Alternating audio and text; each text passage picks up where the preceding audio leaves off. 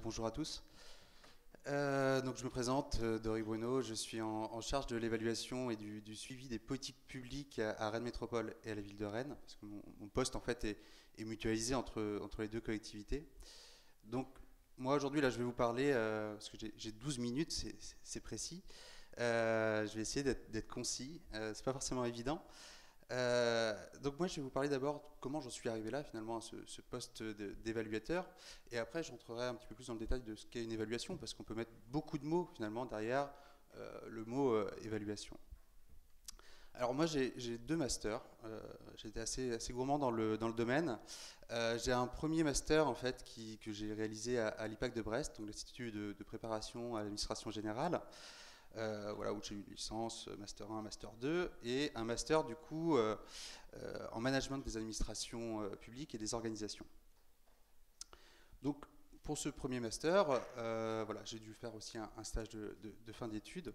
Donc on n'est pas du tout sur le champ de l'évaluation, et je dois vous avouer que ce master était très généraliste, et donc je ne savais pas forcément ce que j'allais faire à l'issue de ce master. Donc je fais un stage dans une entreprise privée qui crée des logiciels pour la gestion de l'action sociale. Et mon sujet, c'était à partir des datas qui sont générées par ce logiciel, c'est comment on fait du suivi-évaluation.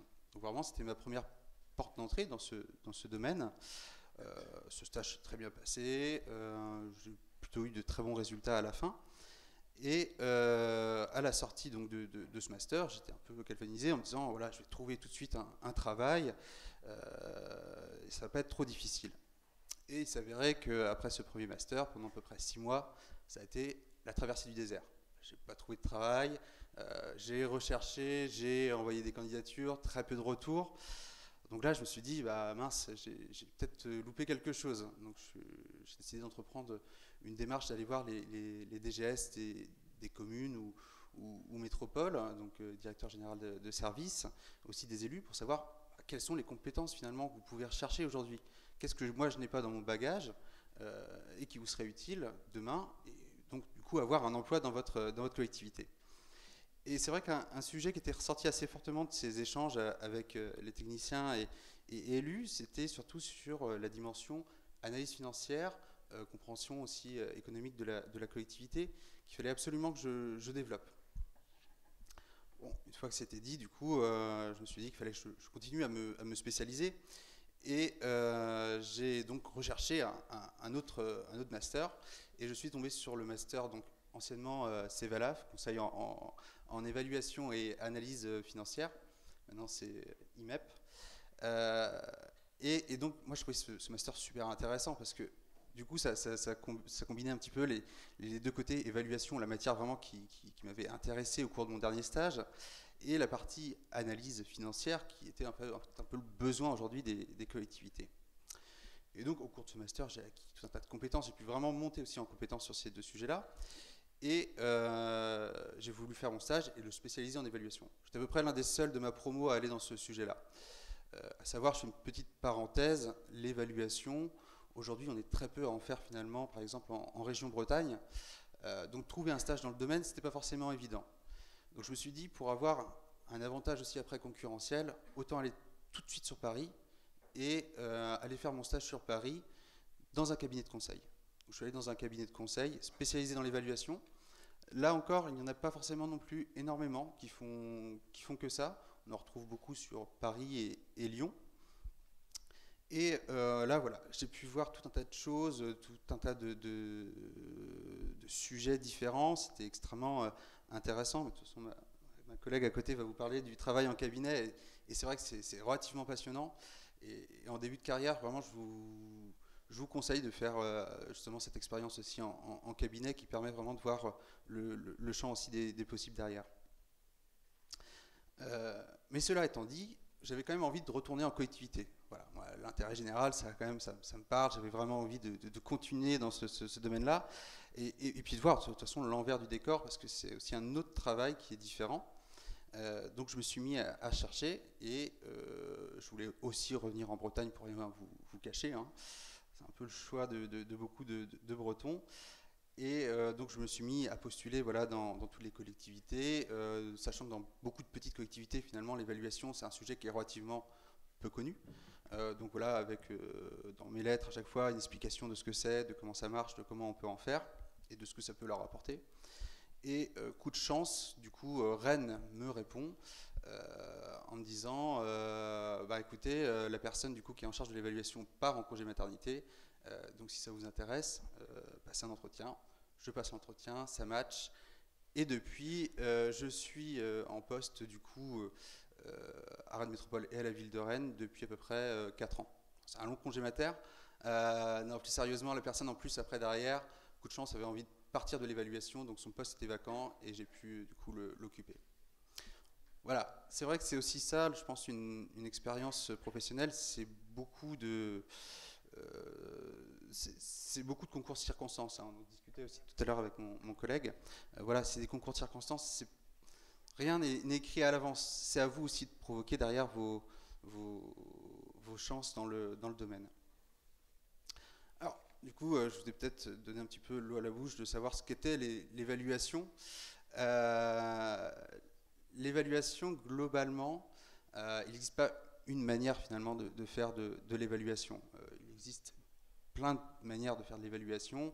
Par exemple, on peut avoir des évaluations socio-économiques où là, on va essayer de comprendre l'intérêt que peut avoir un projet par rapport à s'il n'y en avait pas et essayer justement de calculer aussi le coût et les avantages socio-économiques de ces projets.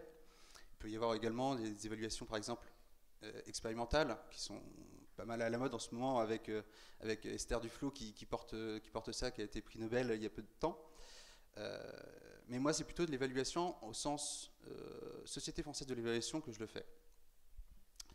C'est-à-dire, une évaluation, globalement, l'idée c'est de porter un jugement sur une politique publique donnée. Une évaluation, globalement, ça prend environ 1 an à être réalisée. Donc à partir du moment où on fait le cahier des charges jusqu'au moment où on diffuse finalement les recommandations. Et le premier temps, c'est de se poser des questions sur la politique publique. Donc à travers des critères comme l'efficacité, l'efficience, est-ce qu'on atteint nos objectifs, est-ce qu'on les atteint au meilleur coût, la cohérence également, donc cohérence à la fois interne, cohérence externe, savoir si entre les collègues on va bien tous dans le même sens, est-ce qu'on fait bien aussi avec les autres partenaires. Et puis on va regarder aussi l'utilité et la pertinence, où là c'est beaucoup plus complexe déjà à les regarder. L'utilité, c'est vraiment de savoir finalement est-ce que les impacts qu'on génère avec notre politique publique répondent bien aux besoins et enjeux de notre société. Et la pertinence, c'est plutôt savoir si notre stratégie qu'on a élaborée par exemple il y a 5 ans dans le cadre d'un PDU ou d'un PLU, plan local d'urbanisme ou plan de déplacement urbain, sont toujours finalement en adéquation avec les besoins et enjeux de notre territoire. Et une fois qu'on a fait ce questionnement, ce travail un peu cognitif, on va essayer d'y répondre avec une méthode un peu particulière qui sera adaptée. Donc ce sera autant des éléments quantitatifs que qualitatifs, c'est-à-dire qu'on va faire des questionnaires auprès de la population, on va aller faire des focus group, on va déployer tout un tas d'outils pour essayer d'y répondre et créer cette matière. Et après, in fine, on va faire des conclusions et des recommandations pour faire évoluer la politique publique susnommée. Donc, c'est vrai que ce travail, ce qui est intéressant, c'est aussi, à chaque fois, c'est rythmé par des équipes projets, des comités d'évaluation. On travaille en transversalité, on essaye de réunir un maximum de monde, en fait, dans ces évaluations. L'idée étant de dire, voilà, toutes les parties prenantes sont légitimes à pouvoir s'exprimer. Du citoyen, l'usager, l'association, le service aussi porteur et qui a créé aussi la stratégie de politique publique, l'élu. Voilà. Le but c'est d'interroger un peu tout le monde, de voir les différents regards, de les croiser et puis pouvoir après les faire évoluer.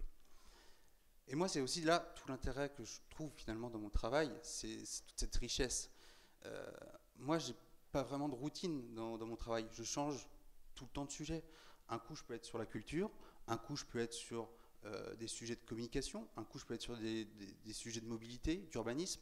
Bref, je change à chaque fois de métier comme ça, finalement, et je dois monter à chaque fois très vite en compétences et apprendre beaucoup de choses. Donc moi, ça me convient très bien parce que je suis naturel assez curieux, donc ça correspond plutôt bien. Voilà ce que je peux vous dire à peu près de manière assez rapide. L'idée n'est pas de vous faire un cours magistral sur ce qu'est l'évaluation, mais c'est des sujets qui sont à la fois passionnants, qui sont intéressants, qui sont absolument nécessaires dans le contexte actuel de notre société, où on voit bien qu'il y a des questionnements, il y a des besoins de faire remonter aussi toute cette matière du citoyen, et on a besoin de renforcer justement toutes ces questions de politique publique. Merci.